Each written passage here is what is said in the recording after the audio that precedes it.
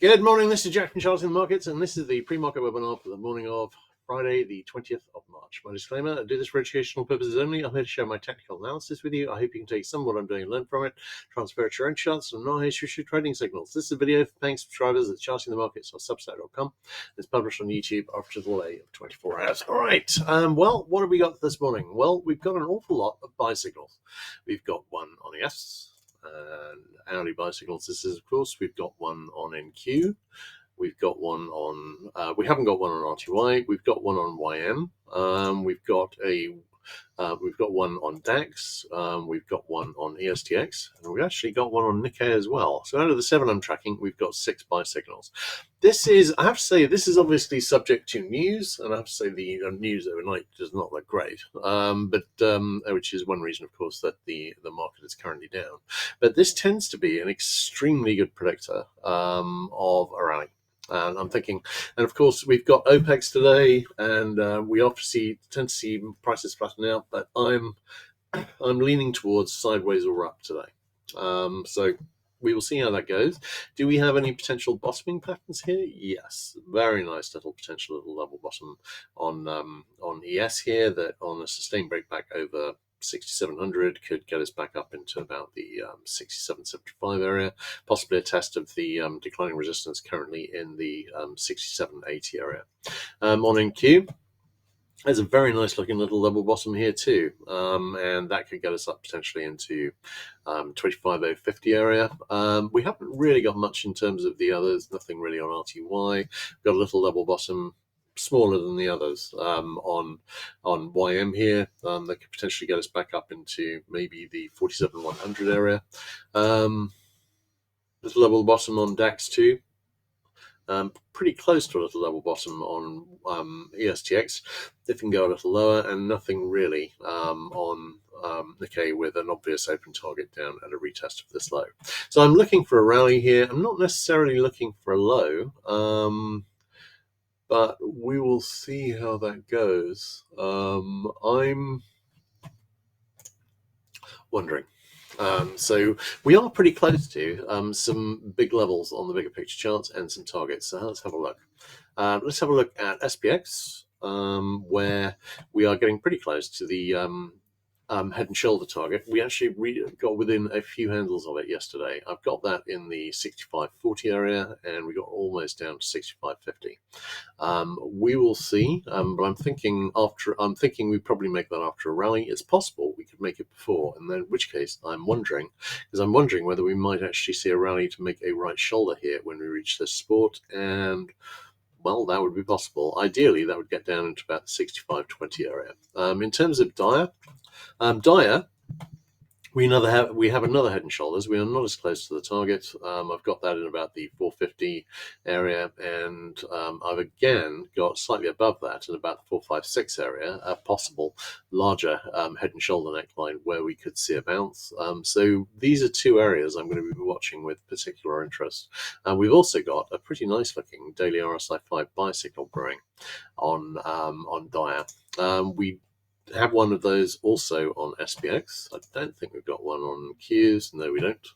And let's have a quick look at IWM. So I am thinking, and this is just looking at the patterns and divorced from the war, which I have to say isn't particularly supportive. But we've got a possible daily RSI 5 buy signal brewing on IWM. I am wondering about a big bounce close to here.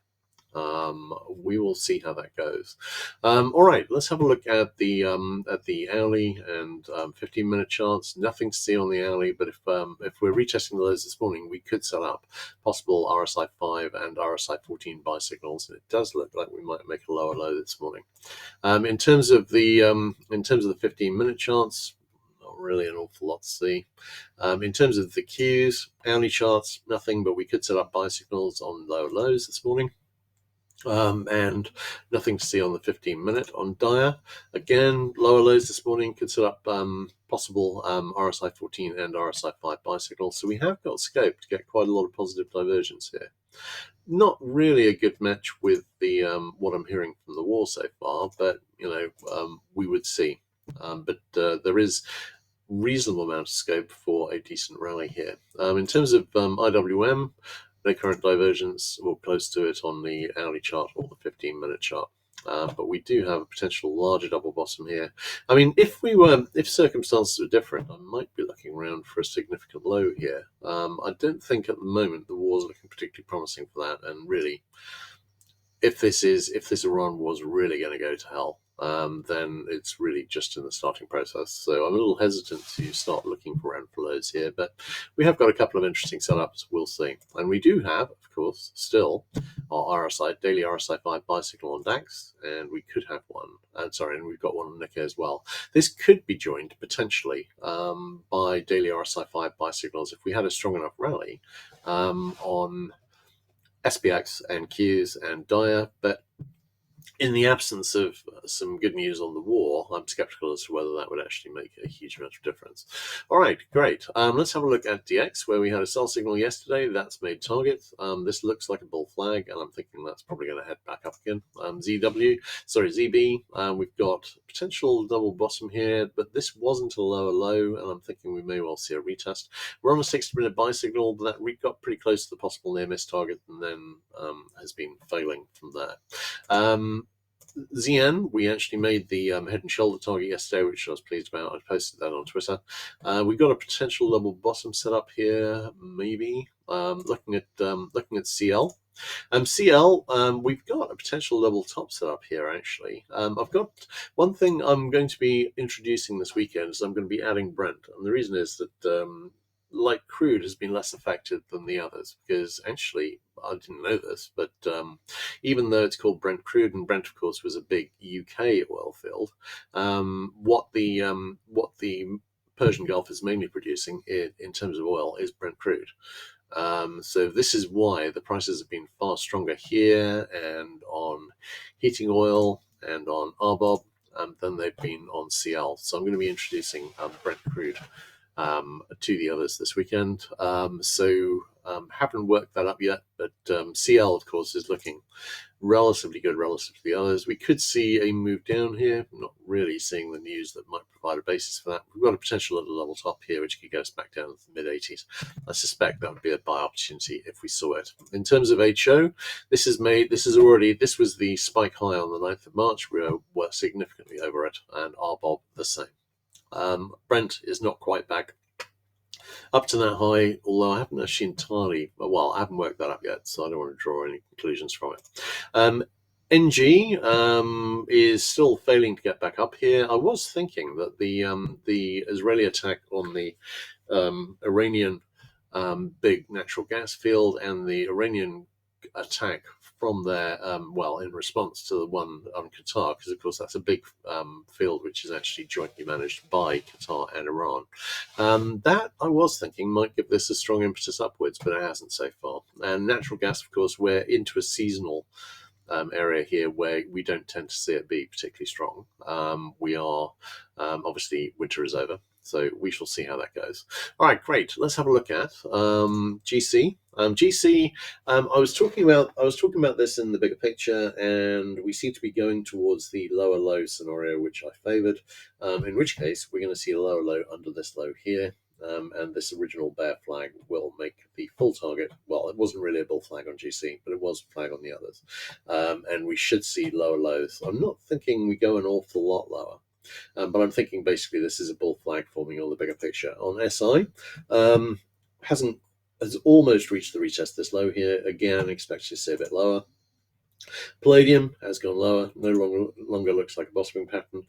Platinum has gone lower. These have already taken, on Palladium, we've already taken out this low. On Platinum, we haven't quite reached it yet, and again, that is a bear flag target.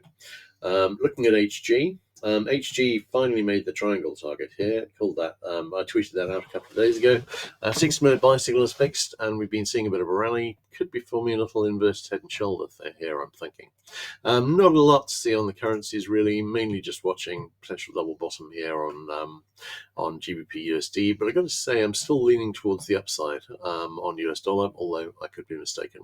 USD JPY, we've got a little double top here, which broke down, but seems to have stalled. Hasn't quite made the targets, which I've got in the 157.37 to 157.23 range. USD CAD, potential little double top here too. Australian dollar, possible overall double top, and NZ looking like bear flag, kind of mixed signals here. So I'm not really drawing any conclusions from this, but I think the next obvious move on the dollar would be up. Looking at KC, this still looks like a bear flag, actually getting closer as the flag forms to this target in 308 area. Might still make that. Sugar has gone up. The IHS made the target, and then it made the full target, and then it's continued up. I'm watching this with interest. No current negative divergence. CC looks like a bear flag forming. CT, nice rally here. Not really a double top breaking down. Wondering about a bull flag forming here. The 60-minute sell signal has reached a possible MS target. Lumber, we've got a weak 60-minute sell signal fixed. No real sign of weakness so far. ZW, I'm wondering about a retest of this high, and I'm wondering about that on corn, and I'm wondering about that on soy too. Although we could see this could be a flag setting up a continuation down to these flag targets in the 1117 to 1120 area first. We shall see.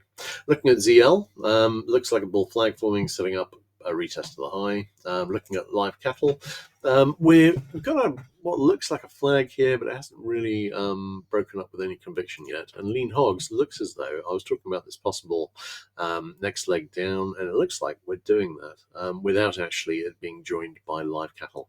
So we will see how that goes, but I'm thinking this is probably a flag forming, and I'd be looking for a low in maybe the 102.5 to the 103 area. All right, great. In that case, let's have a look at questions. Do I think the bottom is in metals? Just answered that, and the answer is no, probably not. I'm thinking we'll go a bit lower. The targets I was giving you the other day on the downside, and I've been talking about in the bigger picture charts, they are looking like the ones we should be looking for here. So we'll see. All right, great. In that case, I think that's a wrap. Everyone take care. I will catch you on Monday, and everyone have a wonderful weekend. All right, cheers.